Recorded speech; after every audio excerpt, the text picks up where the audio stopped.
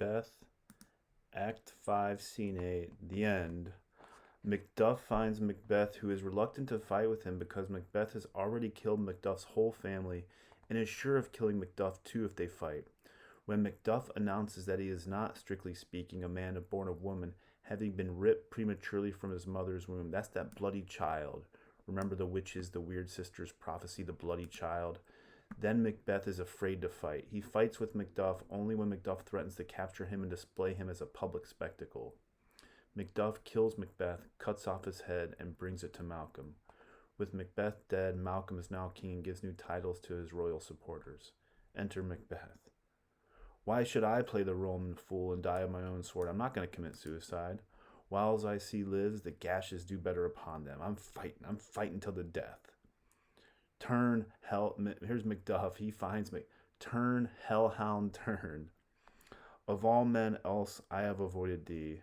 But get thee back. My soul is too much charged, burdened with blood of thine already. I've killed all your family. I'm just going to kill you too. I have no words. I like this. My voice is in my sword. Thou bloodier villain than terms can give thee out. Words, I can't describe you. I can't. You are so wretched. What you done to me are beyond words.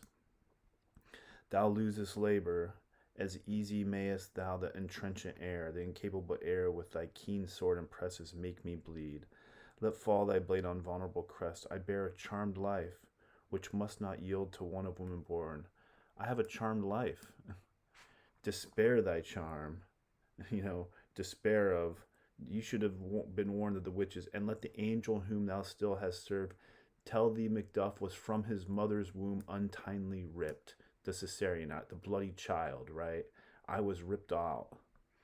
Accursed be that tongue that tells me so, for it hath cowed my better part of man, my manly spirit, and be these juggling fiends no more believed. The witches,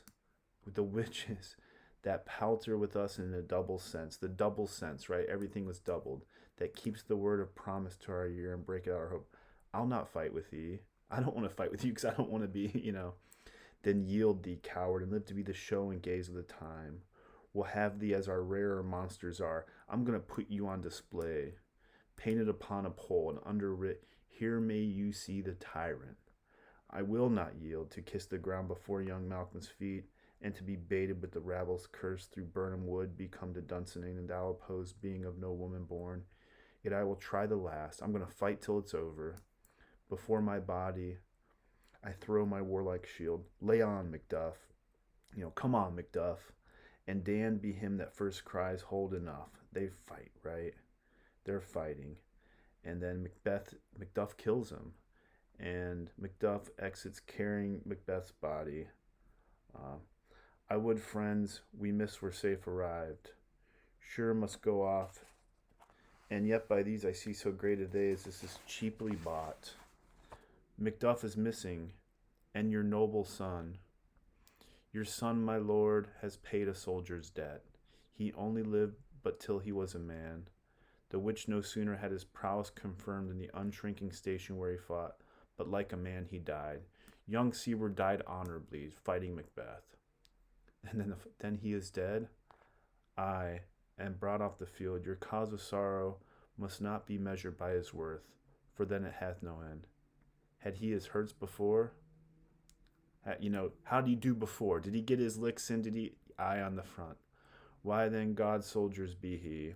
Had I as many sons as I have hairs, I would not wish them note to a fairer death, and so his knell is knolled. I'm proud of him. He served valiantly.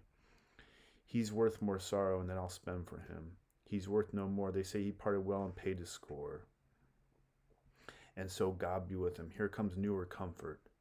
Enter Macduff with Macbeth's head. Hail, King, for so thou art. Behold where stands the usurper's cursed head. Here's Macbeth's head. The time is free. We're liberated. The land is back. I see thee compassed with thy kingdom's pearl, that speak my salutation in their minds, whose voices I desire aloud with mine. Hail, King of Scotland. And Malcolm, as always, the person in power gets the last words, right? We shall not spend a large expense of time before we reckon with your several loves. We're going to reward the devotion and make us even with you, my thanes and kinsmen. Henceforth be earls the first that ever Scotland, in such an honour named, what more to do, which would be planted newly with the time, as calling home our exiled friends abroad that fled the snares of watchful tyranny, producing forth the cruel ministers, the agents of this dead butcher, that's Macbeth, the dead butcher, and his fiend-like queen, who as 'tis thought by self and violent hands took off her life. This, and what needful else that calls upon us by the grace of grace, we will perform in measure, time, and place. So thanks to all at once and to each one, whom we invite to see us crowned at Scone. And that is Macbeth. I we're going to spend some time this week and next week looking at Hamlet and Macbeth in contemporary and some recent adaptations. Macbeth is such a rich play showing some of the themes of our class. We have the guilt. If we not as much indecision as Hamlet, a little bit of indecision with Macbeth. Lady Macbeth helps him along with that, but just the richness of the soliloquies, the characterization, power. I think we're all, and I love when people argue about Hamlet and Macbeth. Oh, Hamlet should have done, Macbeth should have done that. Are we all not a little bit of these characters? Obviously, to a much lesser extent. We all want power and praise, right? We all want these things. What would we do? And I'm fascinated too with the question in our discussion board. Are we fated? Was Macbeth fated to live out this prophecy? Are we fated? Does he have free will in this?